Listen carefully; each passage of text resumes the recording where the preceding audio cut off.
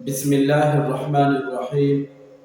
انتهائی قابل قدر والاحترام معزز السامعین، نن په دنیا کې مختلفو علاقو کې یوه بیماري راغاړه ده چې هغه فلو آی په نامې باندې بیماري ده، یعنې سترګو کومه بیماري ده، سورواله غوندې ده. دغه بیماري په ډېرو علاقو کې عامه شوې ده. زما عزتمندو، د دې بیمارۍ لپاره حفاظتي یو څو تدابیر هم ښیي. په آخره کې یوه دعا هم ښیو. دغه دعا حدیثونه ثابته ده. صحابهو په زمانې کې چې چاته هم د سترګو یوه بیماري ولګېدله، نو هغوی به دغه دعا هغه بار بار یله.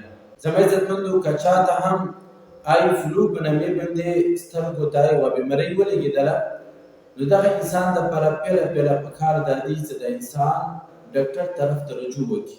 خپلې کوم ټوټکې وغیره د کور ولا وغیره دي، دوی نه د اول ځان وساتي، ځکه چې سترګه دا ډېرې نازک شی ده، نو پیله د انسان ډاکټر طرف ته رجوع وکړي.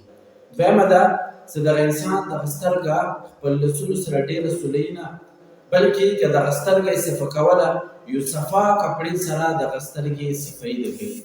یو خیرنه یو عام داسې خرابې کپړې سره سترګې صفایي ده نه کوي.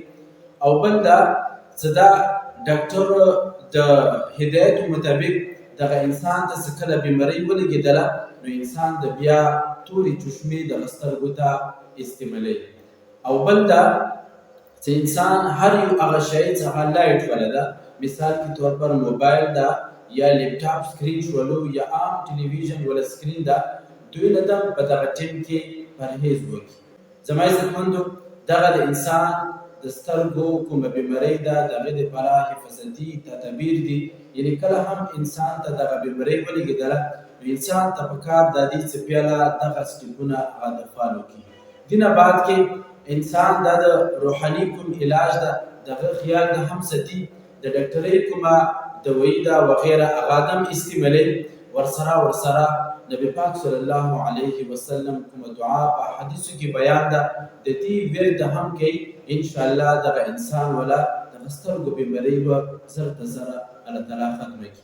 زما عزتمندو، هغه دعا دا ده چې کله هم صحابهو ته د صحابهو په زمانې کې صحابهو ته د سترګو بیمارۍ ولګېدله، نو هغوی به دغه دعا هغه یله. نو موږ تاسو ته پکار دا دی چې دغه دعا هر منځ نه بعد کې یو ځلې موږ تاسو یې انشاءالله دغه دعا په برکت سره دغه بیمارۍ نه به الله تعالی مو محفوظ هم ساتي، او دغه بیمارۍ به الله تعالی د مو تاسو ولا ختمه هم کړي. اللهم متعني ببصري وجعله الوارث مني وأرني في العدو ثأري وانصرني على من ظلمني. دغه دعا مو تاسو هر منځ نه بعد کې ورد هم شروع کړو.